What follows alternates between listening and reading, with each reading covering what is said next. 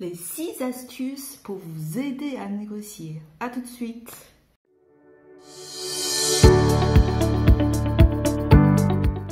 Bonjour, je m'appelle Ting, mère de 3 enfants, rentière en immobilier.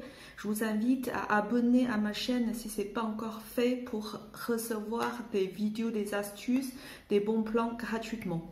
Aujourd'hui, je vais vous dévoiler, je vais vous parler des 6 stratégies pour bien négocier. Alors, la première stratégie, c'est que vous êtes le maître du jeu. Alors, comment je m'explique? Puisqu'en vendeur, il est obligé de vendre. Par contre, en acheteur, il n'est jamais obligé d'acheter ce bien. Il peut acheter ce bien ou un autre maintenant ou 6 mois plus tard, dans cette région ou dans une autre région. Donc, vous êtes toujours le maître du jeu. C'est ça le principe de la négociation le plus important. C'est que le vendeur, il n'a pas le choix, il est obligé de vendre parce que, je ne sais pas, il est en instance de divorce, parce qu'il cherche à acheter plus petit ou plus grand. Parce qu'il va être muté dans une autre ville. Par contre, en acheteur, il n'est jamais obligé d'acheter. La deuxième astuce que je voulais vous donner, c'est être doux avec la personne et dur avec le problème. Alors, je m'explique. Dans une négociation, il faut être toujours poli, souriant, aimable, correct avec la personne, l'interlocuteur en face. Par contre, il faut être dur avec le problème, c'est-à-dire si il y a des travaux à effectuer dans l'appartement, si il y a le carrelage à refaire, la salle de bain à refaire, vous soulignez bien que ça va être coûteux, que ça va engendrer des frais et vous basez votre négociation sur des argumentaires, des problèmes factuels. Donc ça, c'est très important pour bien réussir une négociation. La troisième astuce, c'est qu'une négociation se prépare. Vous allez négocier un bien immobilier, c'est pas comme si vous allez négocier au marché. Il faut bien préparer votre argumentaire, votre négociation.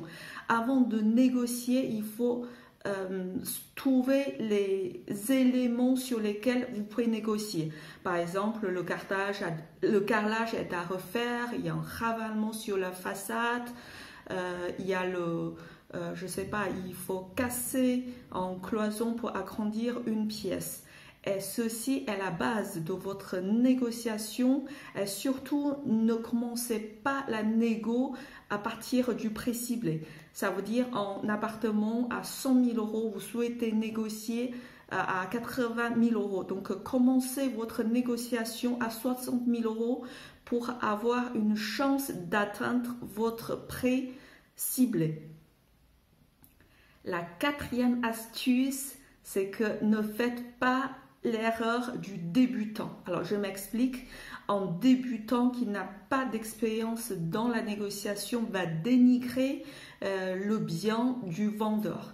C'est-à-dire, il va venir, il va dire « Ouais, vous demandez 100 000 euros, je vais vous donner 80 000 euros parce que les pièces sont sombres, parce que les pièces sont sombres, parce que l'emplacement est mauvais, parce que l'appartement est bruyant, parce que c'est mal agencé, parce qu'il y a un ravalement à venir, parce que la salle d'eau est à refaire. » Alors, si vous dites ça, vous prenez le risque de vexer le vendeur et une fois le vendeur il est vexé, vous pouvez être sûr que la négociation est close, il n'y a plus de discussion possible.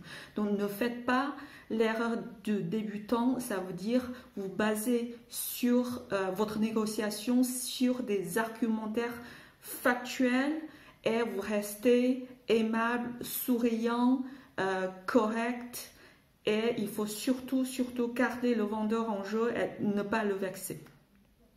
Alors, je voulais vous donner un exemple très concret. Je me souviens qu'une fois, c'était moi le vendeur et j'avais quelqu'un en face, donc c'était un acheteur. Donc, pour négocier, typiquement, il a fait l'erreur du débutant, c'est-à-dire Il est venu, il a négocié de mémoire genre 45 000 euros, 50 000 euros.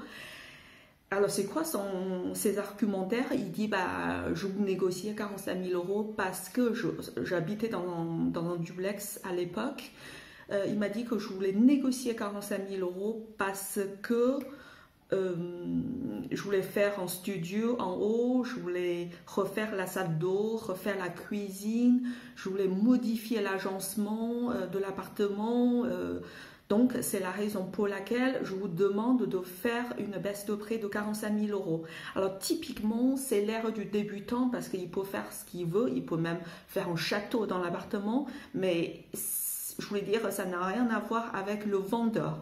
Même si ça chiffre 300 000 euros, ben c'est à lui de sortir 300 000 euros. Il ne peut pas demander au vendeur de baisser 300 000 euros parce qu'il voulait faire une palace de 5 étoiles dans un appartement. Donc, typiquement, ne basez pas votre négociation sur le projet, sur votre projet à venir. Alors, la 5e astuce, c'est attention au coup de cœur. L'émotionnel est l'ennemi numéro 1 dans une négociation. Ça veut dire si vous avez un coup de cœur pour un appartement, ben, vous avez peur de le perdre.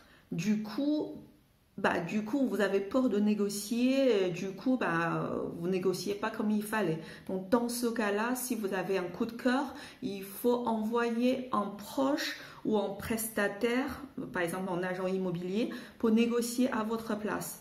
Votre proche ou l'agent immobilier, il n'a pas le coup de cœur, du coup, il peut négocier à tête froide, du coup, la négociation sera plus efficace.